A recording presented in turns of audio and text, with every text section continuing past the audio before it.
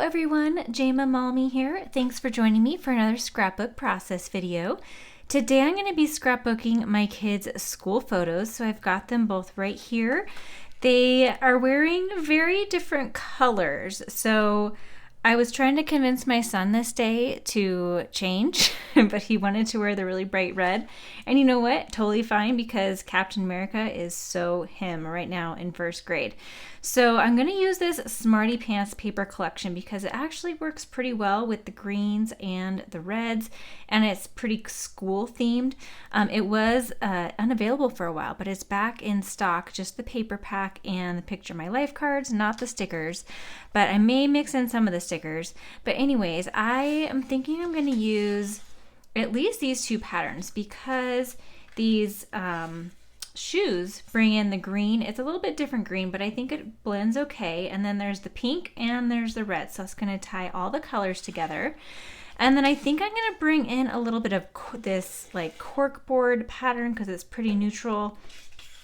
I may bring in a little bit of this kind of star pattern as well, because the background of their pictures is a little bit gray. It's like blue-gray. So I'm thinking maybe these, but I do want a little more color than just this. So I'll probably bring in some mats as well and some stickers. So just so you can see the rest of the paper pack, this is what it looks like. I thought about maybe bringing in this composition notebook pattern, but it doesn't really go with the photos very well. So I decided against that. I might bring in the zip strip. There's some good zip strips on these that bring in a lot of the colors. So this one would work as well. That will bring in all the colors that I'm trying to use. So actually I am gonna pile this over here. Maybe the pink as well. I don't think I'm gonna use any of these. So I'm gonna set those aside. And then I've also got this noteworthy paper pack. So I was thinking I want to use this notebook paper as my base page. Because my son's in first grade, he's still using the wide rule. I thought, okay, I'm going to use this while I can, because next year it won't make as much sense. I mean, I totally could use it, but I just thought it made more sense while he's in the primary grade to use that for here. But this is what the rest of that paper pack looks like. It's just like a mini paper pack. And the opposite side is the same pattern, but with a distressed look. So this is a fun pack to use. This was a graph paper that I already used on a different school layout. So that is, I actually have another one of these on order. My layout is inspired today by this beautiful Cherish layout. I'm just going to do a one-page layout, and I'm going to kind of do it like this. So even though that's a two-page layout, and this is from the workshop kit, I was inspired by just this one side. I think that will work well. And then I pulled out these stamp sets. I'm not sure if I'm going to use all of them, but this is the Smarty Pants Stamp and Thin Cut set. You might have seen this in one of my recent haul videos.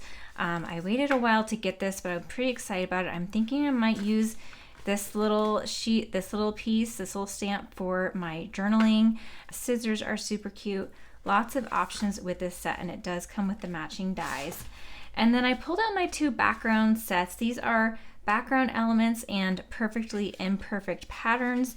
This one was around last year, and this one is new. They are both still available. And those are really fun to use as just like kind of background elements. They are not much to look at in the catalog, but I've gotten a lot of use out of them. And then the Moxie alphabet. I think I'm going to use this for the date for the year.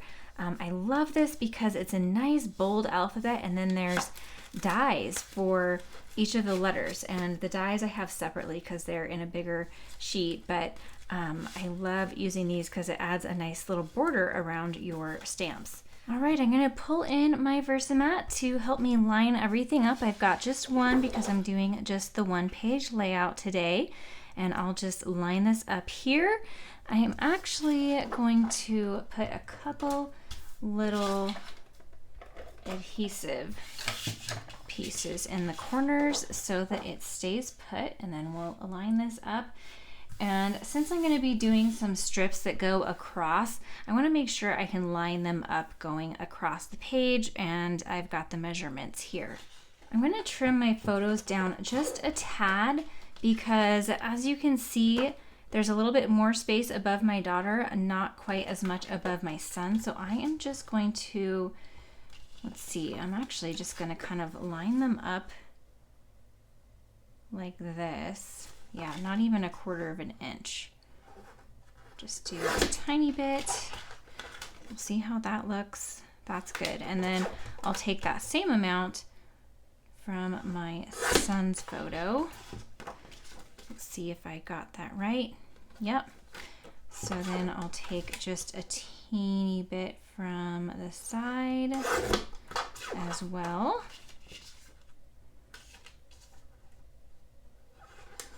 And my daughter's pretty centered, so I'm just going to take even less than that off of each of her sides. So that looks pretty good. Since he's kind of leaning that way, I want him on this side, so it's kind of like he's leaning into the page.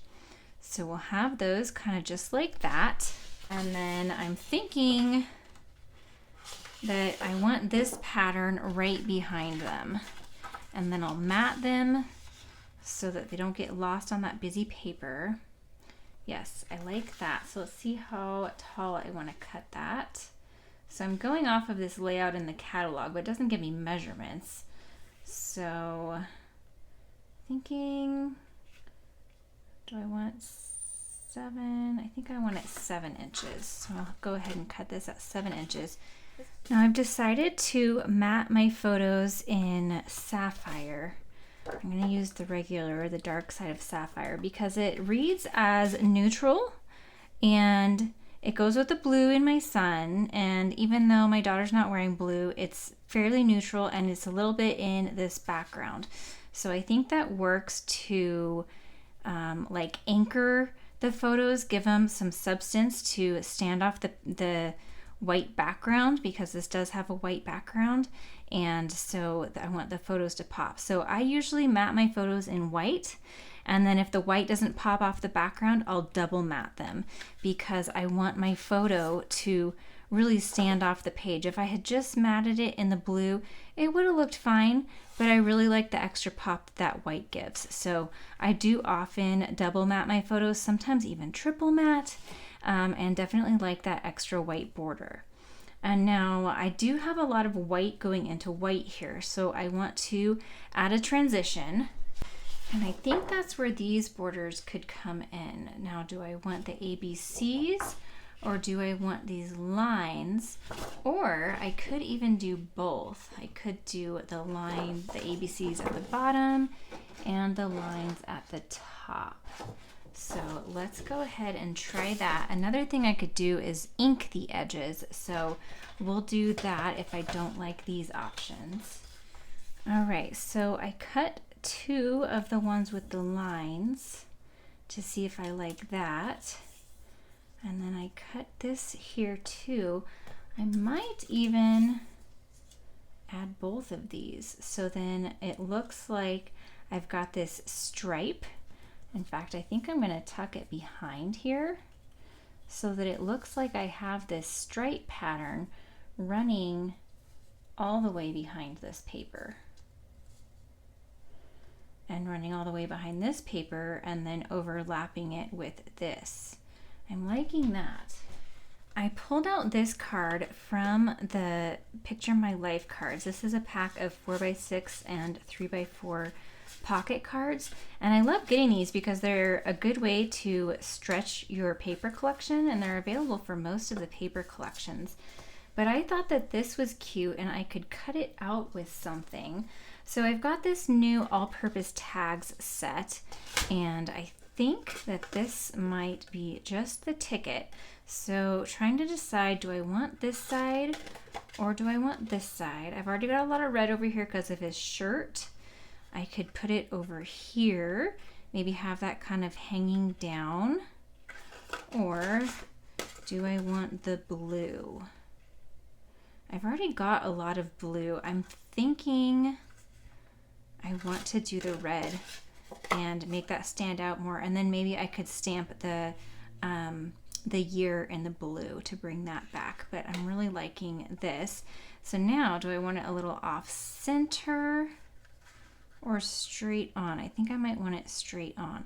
It also punches these 2 little holes, so I'm going to, this is what that little what this looks like. And so then it punches a little double hole reinforcer. So maybe I'll do that in the blue. So I'm going to cut that and I'll be right back. So here is what that looks like. That is super cute. I'm just going to place it for now. Just kind of leave that. And I'm going to save this because I can cut this with other dies or use it as strips or layering pieces behind somewhere. In fact, maybe I could use this up in the other corner to kind of draw that pattern down. And then I'm going to pull out another Versamat and my stamp set because I'm going to do some stamping. Now, if you recall in my last back to school layout, I used these crafting shapes dies. These are on clearance for 50% off and they are super cute. I used them in a couple of back to school layouts, but I really wanted to play with this set today. So this is what I'm using today, and I'm just going to stamp a bunch of these. As I start here, I wanted to share some stamping tips with you. First off, all of Close to My Heart's stamp sets come with that foam backing sheet that you saw me peel off.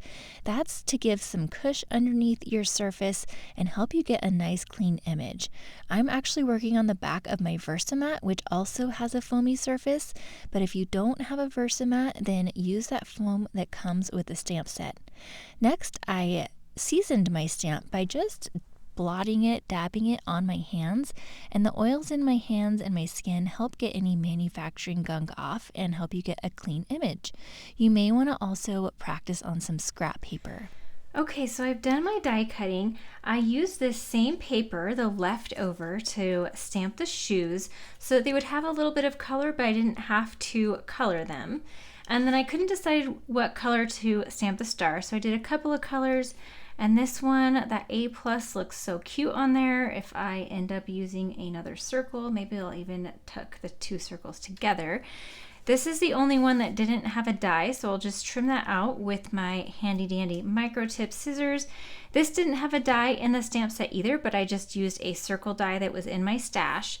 And now I wanted to show you the Moxie alphabet. I stamped, these ones didn't stamp quite as well, so I stamped the 2022 with Sapphire with this Moxie alphabet, and here's those dies that I didn't have out earlier. So these come on a really big sheet. I have cut it in half and then put it back to back so that it fits in my little storage envelope. I just started storing my dies in these little plastic sleeves, and I got that idea from Crafty Concepts with Erin.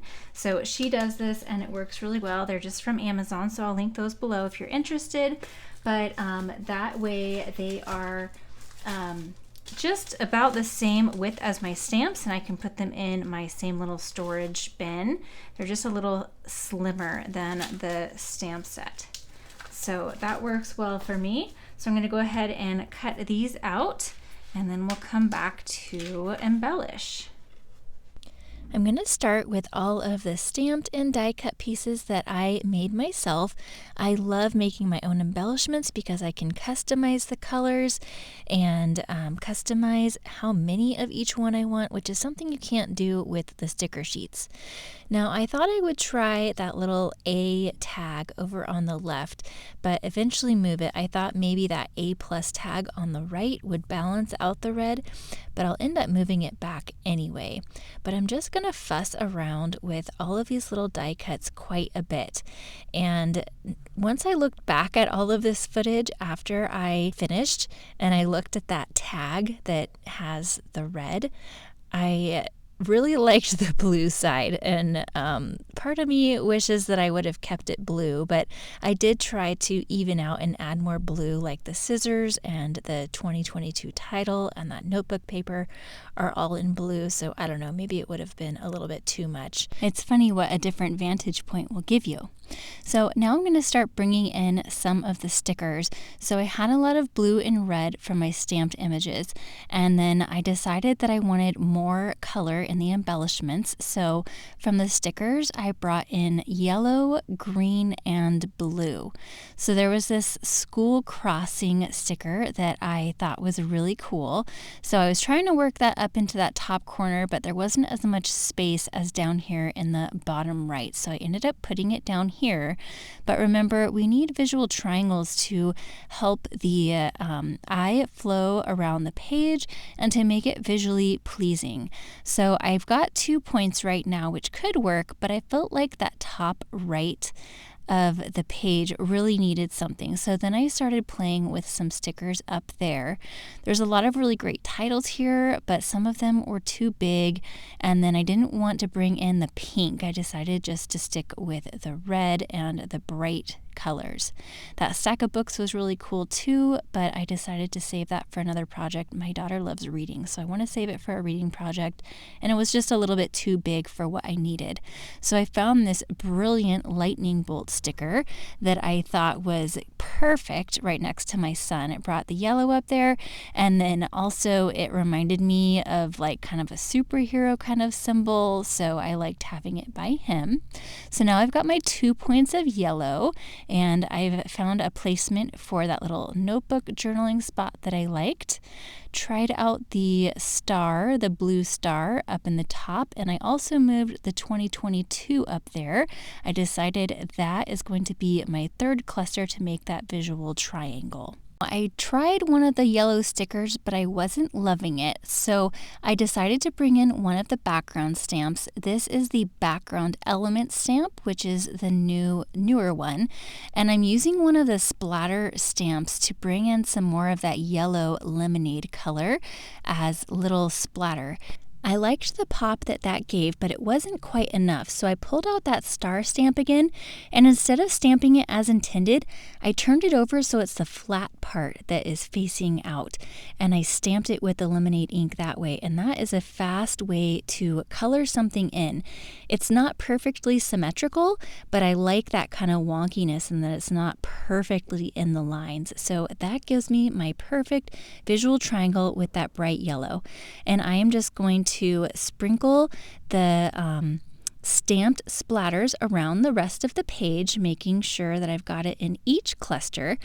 I love using shimmer brush splatters to create my splatters, but this is just a fun alternative way to add splatters. And if you're someone that likes a little bit more controlled splatter, this is a great option for you, and it's not going to splatter all over your photos, which that doesn't stop me. I sometimes get it on my photos, or I'll cover my photos and I get the splatter all over, but this was just something a little bit fun and different to try. Now I'm kind of auditioning these scissors around the page. I remember when I was using the die cuts, I had trouble placing the scissors as well, and it's going to end up there in the top right. Now I'm using a clear shimmer brush to add a little bit of shimmer, and I'm picking up some of the yellow ink from the lid of my stamp pad to add just a little bit more yellow on the page on those little shoes. So I've got Capri ink and a Capri shimmer brush. I was debating whether or not I wanted to add shimmer brush splatters in the Capri or to use more splatters, because I decided I needed a little bit more splatter in a different color. So I'm bringing in the Capri now. This is the other stamp set. So this is now the Perfectly Imperfect patterns, the older stamp set. I love both of these stamp sets so much for different reasons. You definitely don't need both of them, but if you like adding this background kind of stuff, I'm just finding them both so useful. I use them both, reach for them both a lot. So I'm just going to sprinkle these Capri splatters, stamp them around the page in the little clusters as well.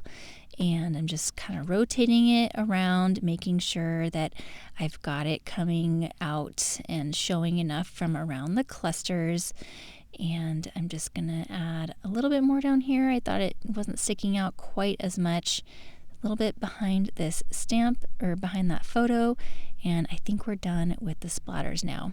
So I'm going to start adding the rest of my stickers. I pulled out all the stickers that have green and blue that I thought I might use. I wasn't too sure about this little plant because it doesn't really necessarily go with the theme, but I thought, you know what, it doesn't have to be literal. It totally works and brings in that pop of green that I wanted. These little glasses bring in a little bit of green as well. And then I thought that this paper airplane was really cute, and it tucked right in there before the 2022. And then I've got green in this little arrow that I'm going to add up here with my title. And I thought that it just kind of tucked in right above that star perfectly. So I have just a little bit of green up in that top right corner. And I wanted a little bit of blue down here, so we'll move that backpack and kind of tuck this little burst in right there. And I think that this looks really good. It's pretty balanced, and I've got all the colors represented in each of the clusters. So my final touch is to add some enamel dots.